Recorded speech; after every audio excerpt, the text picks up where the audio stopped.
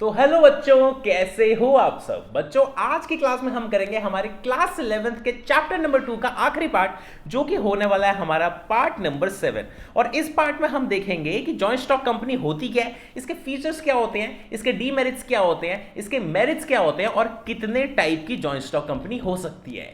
So let's begin.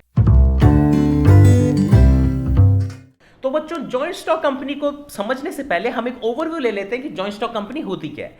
मान लो बच्चों, आपने और मैंने मिलकर ये सोचा कि सर कोचिंग की ना आज एक कंपनी खोलेंगे हम। तो मैंने बोला ठीक है भाई, कोचिंग की कंपनी खोलेंगे। और हमने कंपनी में ये सोचा कि कंपनी में हम टोटल 10 लाख रुपीस की शेयर कैपिटल डालने वाले हैं। तो यानी हमने मिलकर ये सोचा कि हमें कंपनी के अंदर 10 लाख रुपए का कैपिटल चाहिए।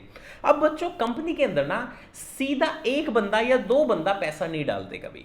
होता क्या है एक्चुअल में कि ये जो 10 लाख रुपए की शेयर कैपिटल हमने सोची ना, इसको हमें छोटे छोटे पार्ट्स में डिवाइड करना पड़ता है, ताकि हर बंदा अपनी हैसियत के हिसाब से थोड़ा थोड़ा रुपया कंपनी के अंदर डाल दे। फॉर एग्जाम्पल, मैंने बोला कि हमें टोटल कितना रुपया चाहिए, 10 लाख रुपीस चाहिए। मैंने बोला इसको ना छोटे छोटे शेयर्स में डिवाइड कर दो। ऐसा करो, 1 लाख शेयर्स इशू करेंगे हम, जिसमें एक शेयर की वैल्यू होगी ₹10। तो टोटल करोगे तो हमारे पास कितने रुपए के हमने शेयर्स इशू कर दिए, 10 लाख रुपए के हमने शेयर्स इशू कर दिए। तो वापस से समझो हमने किया क्या। हमें 10 लाख रुपए चाहिए थे, तो हमें 10 लाख रुपए चाहिए थे, तो उसके लिए हमने क्या किया, इस 10 लाख रुपए को 10-10 रुपए के छोटे छोटे अमाउंट में कन्वर्ट कर दिया, जिसके कारण हमने 1 लाख शेयर्स इशू किए और हमारे पास टोटल पैसा कितना आ गया, 10 लाख रुपीस का हमारे पास टोटल पैसा आ गया। तो बच्चों, दूसरी बात तुम्हें ध्यान में रखनी है कि जो भी बंदा इन शेयर्स को खरीदता है ना, उसे हम क्या बोलते हैं, उसे हम बोलते हैं कंपनी का शेयर होल्डर। तो बात समझ में आ गई। तो जो कंपनी के शेयर्स खरीदता है उसे हम बोलते हैं शेयर होल्डर। अब ये आपकी चॉइस है कि आप चाहो तो इन 1 लाख शेयर्स में से हो सकता है 100 शेयर खरीद लो, हो सकता है आप एक ही शेयर खरीदो, हो सकता है आप 1000 शेयर्स खरीद लो, ये आपकी चॉइस है। ठीक है। तो बच्चों, हमें एक चीज समझानी थी जो मैंने आपको समझा दी कि एक कंपनी के अंदर जो शेयर्स खरीदता है इंसान, उसे हम शेयर होल्डर बोलते हैं। अब बच्चों, अपन हाइपोथेटिकली अज्यूम करते हैं, मान लो कि एक बंदे ने एक ही शेयर खरीदा है। ठीक है। तो टोटल हमारे बच्चों कितने शेयर होल्डर हो जाएंगे, टोटल हमारे सर 1 लाख शेयर होल्डर्स हो जाएंगे। अब आप मेरे को जेन्युइनली सोच के बताना, क्या इस कंपनी को चलाने के लिए हम इन सारे 1 लाख शेयर होल्डर से पूछ पूछ के काम करेंगे क्या? बच्चों, अगर हमने इन 1 लाख लोगों से पूछ के काम किया ना, तो कोई भी काम पूरा नहीं होगा। ठीक है। तो ऐसे में क्या होता है, ये जो शेयर होल्डर होते हैं ना बच्चों, ये ना वोटिंग के थ्रू वोट करके कुछ टॉप के बंदों को इलेक्ट करते हैं। ये शेयर होल्डर क्या बोलते हैं, ये शेयर होल्डर बोलते हैं कि भाई साहब, हम वोट करके ना इन लोगों को हमारा प्रतिनिधित्व यानी हमारी लीडरशिप हैंड ओवर कर रहे हैं।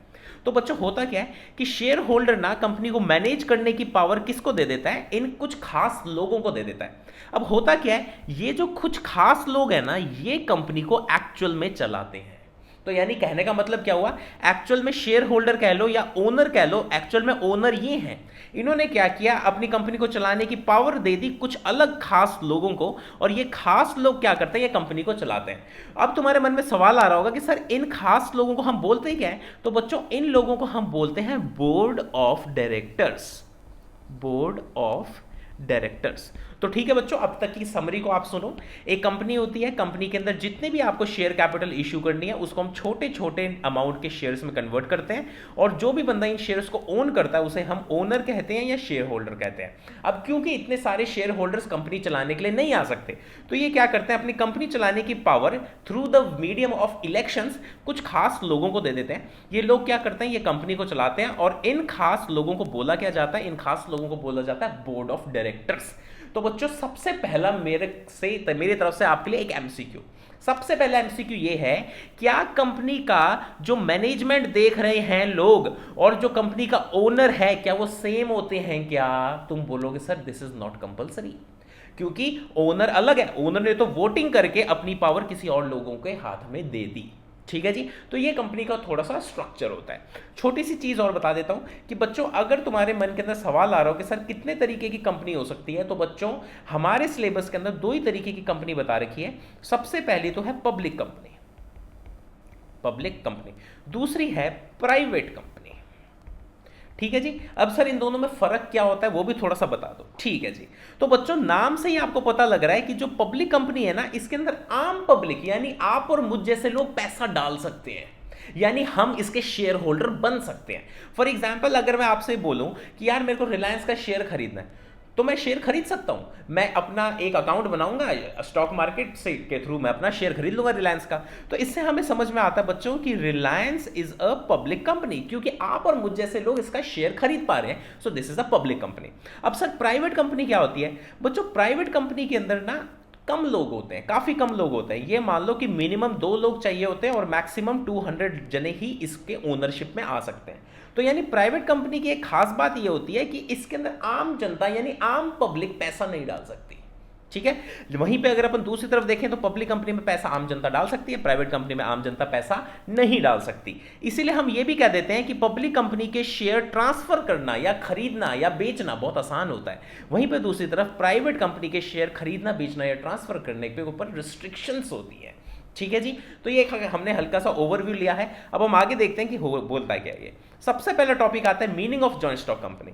तो बच्चों meaning of joint stock company में यही बोला गया है कि a joint stock company is a form of business organization where capital is divided into shares, यानी शेयर्स के अंदर उसकी कैपिटल डिवाइड होती है।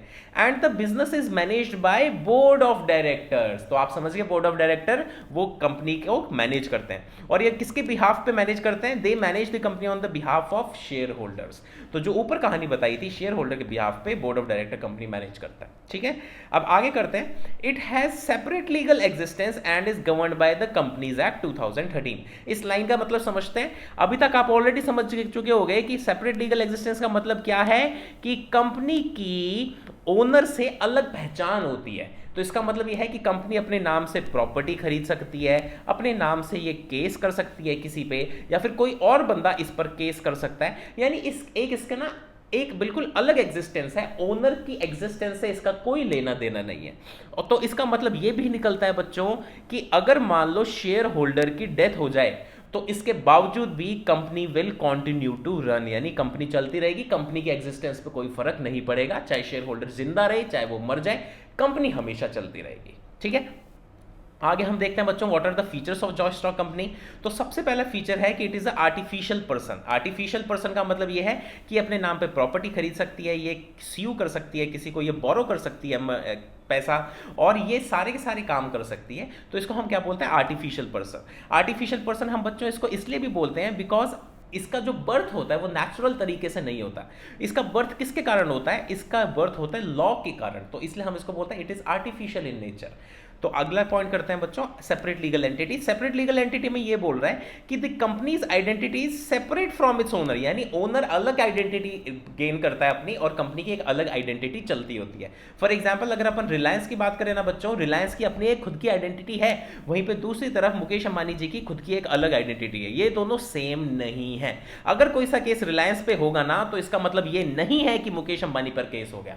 वहीं पे दूसरी तरफ अगर अपन ये बोले कि कोई सा केस मुकेश अंबानी पे हो गया तो इसका मतलब ये नहीं है कि वो केस रिलायंस पे हो गया, क्योंकि दोनों की अलग से एग्जिस्टेंस है। आगे हम कर रहे हैं बच्चों फॉर्मेशन। इसका फॉर्मेशन कैसे होता है? इसके फॉर्मेशन में लिखा हुआ है कि इट इन्वॉल्व्स लीगल फॉर्मेलिटीज। काफी सारी फॉर्मेलिटीज करनी पड़ती हैं, काफी सारे डॉक्यूमेंट्स करने पड़ते हैं, और कंपनीज एक्ट के अंदर हमें खुद को रजिस्टर करवाना पड़ता है कंपनी को, तभी कंपनी रजिस्टर होती है। The process is time consuming and expensive. Company को बनाने में बहुत टाइम लगता है और बहुत पैसा लगता है, इसीलिए लोग कंपनी को बनाने से बचते हैं। आगे एक अगला फीचर करते हैं बच्चों। अगला फीचर है फीचर नंबर 4, जो कि कह रहे हैं परपेचुअल सक्सेशन। परपेचुअल सक्सेशन का मतलब यह है कि अगर ओनर यानी शेयर होल्डर मर भी जाए उसके बावजूद कंपनी चलती रहेगी। तो ये बोल रहा है the company continues to exist irrespective of the changes in membership. भले मेंबरशिप यानी ओनर चेंज भी हो जाए तो उसके बावजूद कंपनी चलती रहेगी। It can only be closed by law and the process is known as winding up. यानी कंपनी को अगर बंद करना है ना तो खोला किसने था? खोला भी लॉ ने था। तो अगर इसको बंद करना है तो बंद भी कौन करेगा? लॉ ही इसको बंद कर सकता है। और बंद करने के प्रोसेस को क्या नाम देते हैं? हम वाइंडिंग अप बोलते हैं। जब कंपनी बंद होती है ना बच्चों, तो उस बंद करने के प्रोसेस को हम बोलते हैं winding up of the company. आगे बोल रहे हैं कंट्रोल। कंट्रोल किसके पास होता है बच्चों? कंट्रोल होता है बोर्ड ऑफ डायरेक्टर्स के पास, जिनको पावर किसने दी होती है? शेयर होल्डर्स ने दी होती है। आगे कह रहे हैं लाइबिलिटी। कंपनी की लाइबिलिटी हमेशा लिमिटेड होती है। कंपनी की लाइबिलिटी लिमिटेड होती है, या फिर यूं कह लो जितने भी शेयर होल्डर्स हैं, शेयर होल्डर्स की लाइबिलिटी लिमिटेड है। फॉर एग्जांपल, अगर मैंने बोला कि यार मेरे पास ना ऊपर वाली कंपनी के 1000 शेयर्स थे, जिस पर ना मैंने 10 रुपए का एक शेयर के हिसाब से शेयर खरीदा हुआ था, तो बच्चों कितने भी बुरे दिन आ जाए कंपनी के, कंपनी मैक्सिमम मेरे से कितना रुपया मांग सकती है? 10,000 रुपया। इससे 1 रुपया भी ज्यादा देने की जरूरत नहीं है। क्यों? क्योंकि मेरी जो लाइबिलिटी है वो लिमिटेड है। ठीक है जी। आगे करते हैं रिस्क बियरिंग। रिस्क बियरिंग का मतलब यह है the risk of loss is shared among the share holders according to their share holding. यानी अगर कंपनी का कोई भी रिस्क है तो वो सारे लोगों में बंट जाता है जो जो कंपनी का शेयर होल्डर था। आगे ये कह रहे हैं no single person bears the entire burden, यानी कोई सिंगल पर्सन पे कभी भी रिस्क का बर्डन नहीं होता। अब बच्चों हम कर रहे हैं merits of joint stock company. तो सबसे पहला सबसे बढ़िया मेरिट तो है कि इसके अंदर शेयर होल्डर्स की लाइबिलिटी लिमिटेड होती है, जिसके कारण जो ओनर है, जो शेयर होल्डर है, उसकी पर्सनल प्रॉपर्टी बिल्कुल सेफ रहती है। तो यही बोल रहे हैं the share holders financial risk is limited to the unpaid amount on the shares. तो यानी जितना शेयर्स उसने खरीद रखा है उस पर जितना शेयर का प्राइस पेंडिंग है बस उतना ही उसको मैक्सिमम देना है। सर इसको थोड़ा सा डिटेल में बता दो। मैंने कहा लो जी डिटेल में बता देते हैं, थोड़ा इसी केस पे आता है। देखो बच्चों इसमें मैंने क्या किया था, 10,000 रुपए का एक शेयर खरीदा था। मान लो मैंने 10,000 में से कंपनी को सिर्फ अभी तक 2,000 रुपए ही पे किया है। ठीक है जी। तो अभी मेरे को पे करना कितना बाकी है? 8,000 रुपए पे करना बाकी है। तो वो जो लाइन लिखी हुई थी ना, वो लाइन ये लिखी हुई थी कि मैक्सिमम टू मैक्सिमम कंपनी मेरे से अनपेड अमाउंट यानी 8,000 रुपए ही मांग सकती है। अब तुम्हारे मन में सवाल आ रहा होगा कि सर अगर मान लो आपने पूरा का पूरा 10,000 रुपया पे कर दिया तो बच्चों अगर मैंने 10,000 में से 10,000 रुपया पूरा पे कर चुका हूं ना मैं, तो कंपनी अब मेरे से 1 भी रुपया डिमांड नहीं कर सकती, क्योंकि मैंने पूरे की पेमेंट कर दी। तो बच्चों अगला पॉइंट करते हैं transfer of interest. Transfer of interest का मतलब यह है कि एक पब्लिक कंपनी के अंदर शेयर्स बहुत ही आराम से ट्रांसफर हो सकते हैं, आप बड़े आराम से उनको खरीद और बेच सकते हो। आगे कर रहे हैं point number 3 perpetual existence. Perpetual existence का मतलब यह है the company continues to exist regardless of the changes in ownership. यानी अगर ओनरशिप चेंज भी हो जाए, ओनर मर भी जाए, उसके बावजूद कंपनी चलती रहेगी। It can only be dissolved through a legal process, यानी आपको लीगल लॉ की मदद लेनी पड़ेगी अगर कंपनी को खत्म करना है तो। आगे बच्चों merits of joint stock company का merit number 4 scope of expansion. Scope of expansion का मतलब यह है कि कंपनी के पास क्योंकि बहुत ही भारी अमाउंट के अंदर पैसा आता है तो कंपनी एक्सपैंड ज्यादा कर पाती है। वहीं पे आप कंपेयर करके देखो सोल प्रोप्राइटरशिप से। सोल प्रोप्राइटरशिप के अंदर एक सिंगल बंदा पैसा डाल रहा था, वो कितना पैसा डाल लेगा? यहाँ पे 1 लाख 10 लाख 1 करोड़ जितने मर्जी लोग हो सकते हैं। तो जितने ज्यादा लोग होंगे उतने ज्यादा कंपनी के पास पैसा आएगा, जितना ज्यादा कंपनी के पास पैसा आएगा उतना ही ज्यादा कंपनी ग्रो करेगी। ठीक है बच्चों। आगे कह रहे हैं प्रोफेशनल मैनेजमेंट। प्रोफेशनल मैनेजमेंट का मतलब यह है कि कंपनी के पास क्योंकि पैसा होता है अच्छा खासा, तो वो एक्सपर्ट्स और स्पेशलिस्ट को हायर कर सकती है, जिसके कारण कंपनी का मैनेजमेंट बढ़िया हो जाता है। ठीक है जी।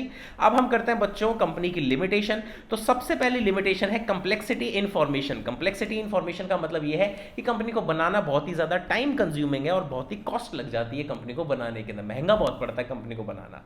आगे बोल रहा है lack of secrecy. Lack of secrecy के अंदर यह बोल रहा है कि कंपनी को अपने सारे के सारे डॉक्यूमेंट्स ना आम जनता के आगे पेश करने होते हैं, यानी आम जनता के आगे, पब्लिक के आगे पेश करने होता है, रखने होता है। क्यों?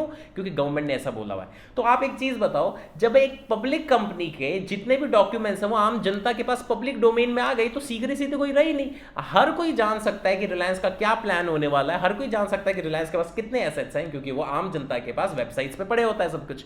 तो इसका मतलब सीक्रेसी आप मेंटेन नहीं कर सकते कंपनीज के अंदर।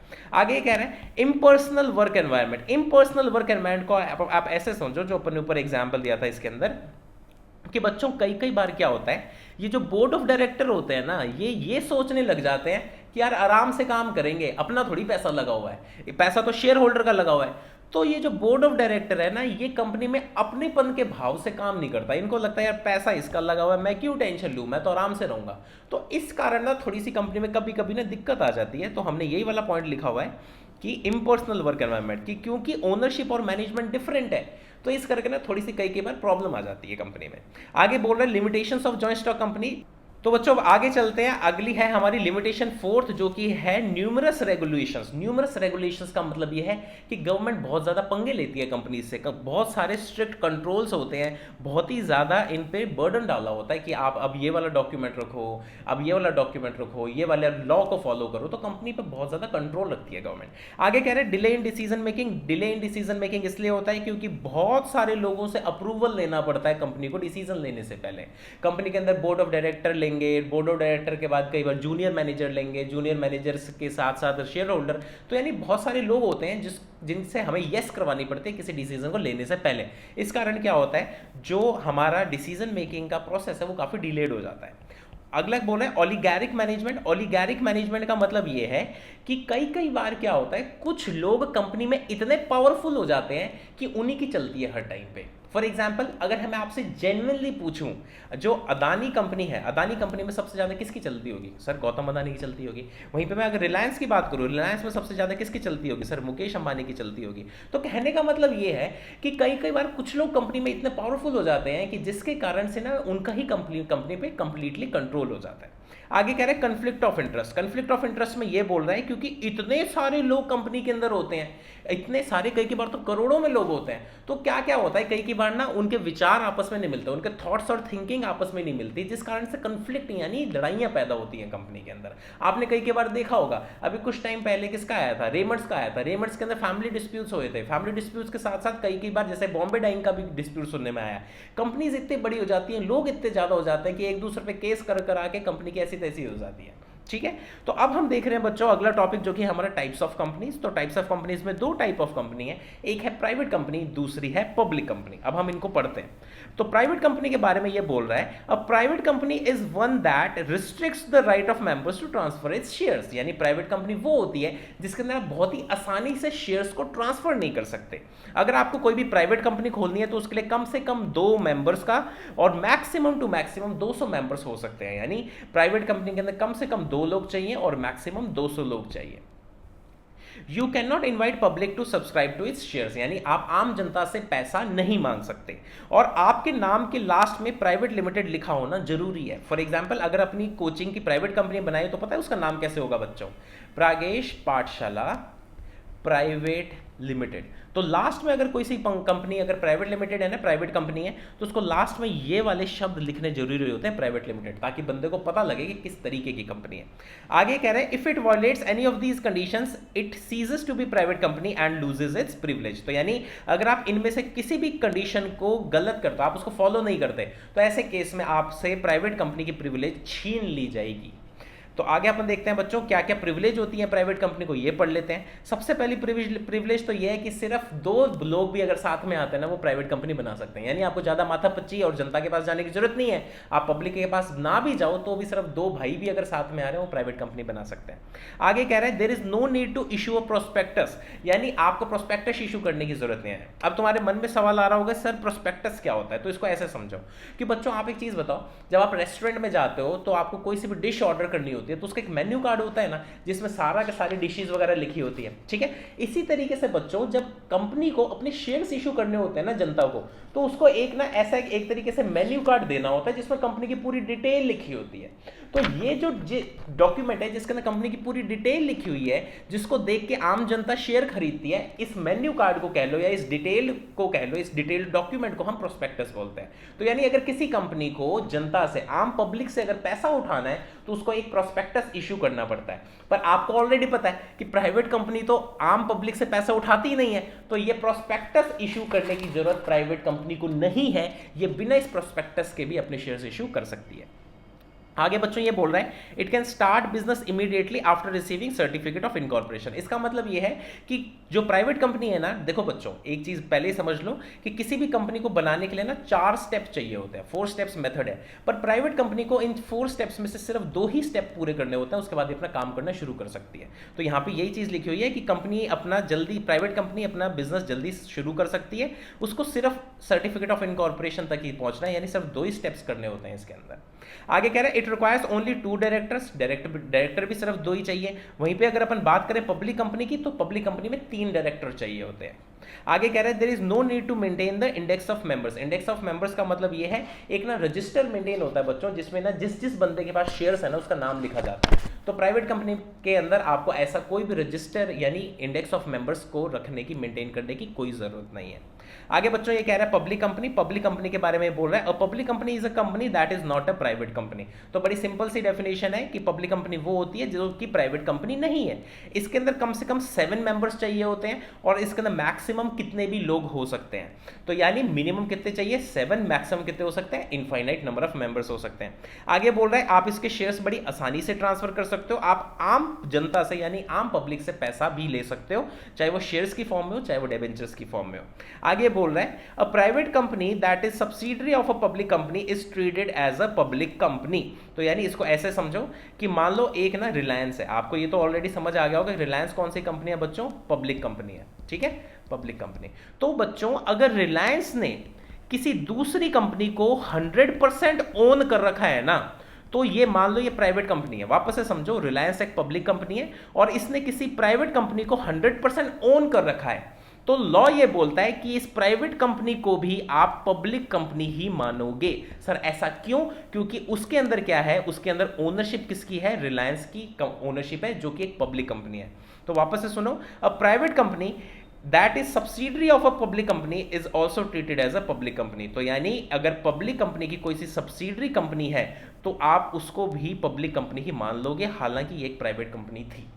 तो बच्चों यहां पर होता है हमारा बिजनेस स्टडीज का चैप्टर नंबर 2 पूरा कंप्लीट। आप इस चैप्टर को ढंग से रिवाइज कर लेना और अगर कोई भी डाउट आ रहा हो आप नीचे कमेंट्स में लिख दो, मैं उसका रिप्लाई कर दूंगा। बच्चों मिलते हैं नेक्स्ट चैप्टर के अंदर, तब तक के लिए बाय बाय।